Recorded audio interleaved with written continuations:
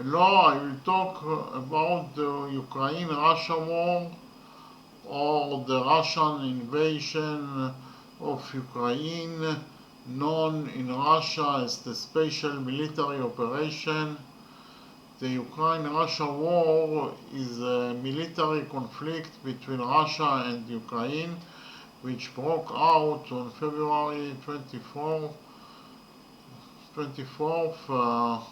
2022, when Russian forces attacked Ukraine and penetrated its territory from the north, east and south. At the same time as the ground attack, the Black Sea Fleet imposed a blockade on Ukrainian ports.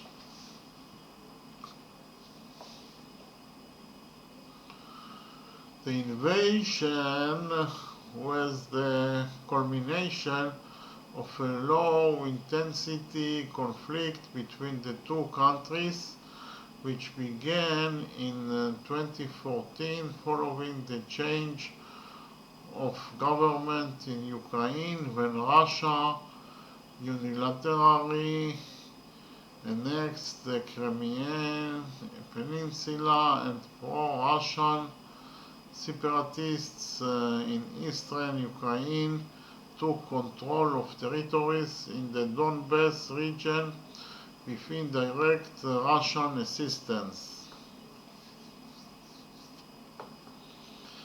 In the first 3 days of the invasion, the Russian advanced rapidly, mainly on the Belarus-Kiev axis and in the Sumy region in northeastern Ukraine and in Kherson region in the south of the country.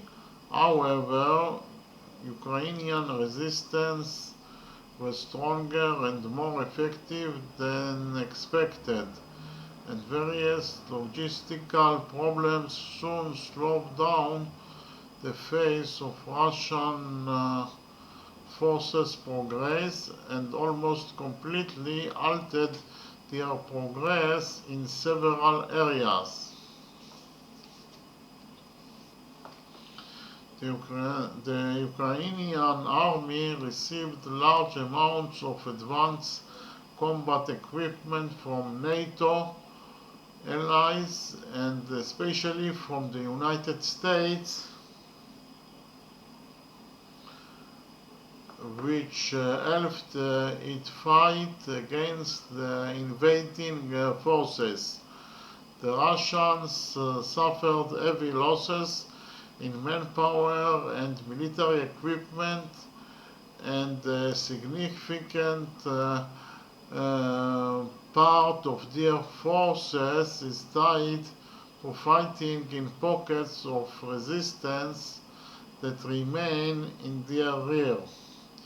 The Russian Air Force was unable to obtain absolute air superiority, and its activity in the territory of Ukraine was quite limited.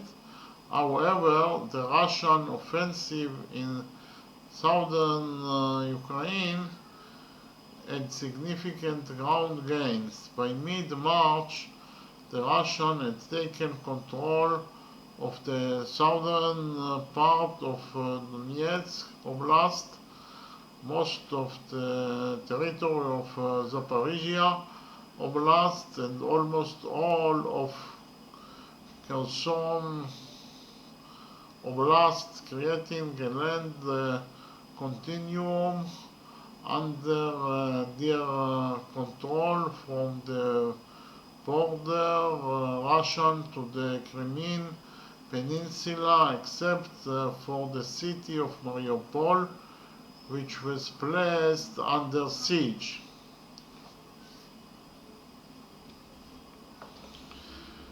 As the war continued, it assumed the character of an almost static war of mutual attrition. Beginning in mid-March, the Russian forces in northeastern Ukraine moved to defense, and the Ukrainians began to take the initiative in their own hands and carried out a series of counterattacks in those areas, as well in the Mykolaiv district in the south of the country, where the Russians attempt to extend their bridgehead west of the Dnieper River failed. At the beginning of April 2022, the Russian army withdrew within a few days from almost all the territories it occupied in the northeast of Ukraine, in the districts of Kiev, Chernihiv, and Sumy. The Russian command began redeploying the forces which had been evacuated from those districts, with the intention of concentrating the offensive effort in southwestern Ukraine and completing the takeover of the entire Donbas region. However, although in mid-April Ukrainian and Russian sources announced the opening of the second phase of the campaign, or the battle for Donbass, in practice no large-scale Russian attack was conducted in this area. The Russians continued to carry out a series of limited attacks, mainly in the north of the Donbass, and the rate of their progress remained extremely slow. While the Ukrainians conducted counterattacks mainly in the area of the city of Kharkiv, the main Russian achievement during April was the capture of almost the entire city of Mariupol after heavy fighting. At the same time as the ground campaign, the Russians continued to attack mainly with cruise missiles a large number of targets deep in the territory of Ukraine, with the aim of damaging vital military and civilian infrastructure and shipments of military equipment from the west, and cutting off the fighting scene in southeastern Ukraine from the west of the country. In the second week of May 2022, the Russians managed to break out the small salient they held in the area of the city of Popasna, created a large bulge in the front line in the north of the Donbass, and reached a short distance from the important crossroads in Bakhmut. Towards the end of June 2022, the Russian army launched a major attack from several directions on the Sverdlovsk, Lysychansk region, and by July 4, the city of Lysychansk, the last Ukrainian outpost in the Luhansk region, fell into the hands of the Russians. The Ukrainian forces who defended the area had to evacuate it quickly after suffering heavy losses, and retreat west towards Seversk in order to be saved from encirclement. After the withdrawal from the Lysychansk area, The Ukrainians reorganized on the Seversk, Solder, Bakhmut line, and the front line in the Donbass remained significantly unchanged during the next 2 months. At the end of August 2022, the Ukrainians took the initiative and carried out a series of large-scale counterattacks in various areas of the front. The first counterattack in the Kherson region met with fierce resistance and achieved limited progress. However, the second attack, launched at the beginning of September in the sector north of the city of Balaklia in the Kharkiv district, achieved a deep penetration of the Russian defense system and was a complete success. The Russian command had to evacuate within a few days almost all the territory under its control in the Kharkov region, including the Izium area, and retreat to the line of the Oskil River.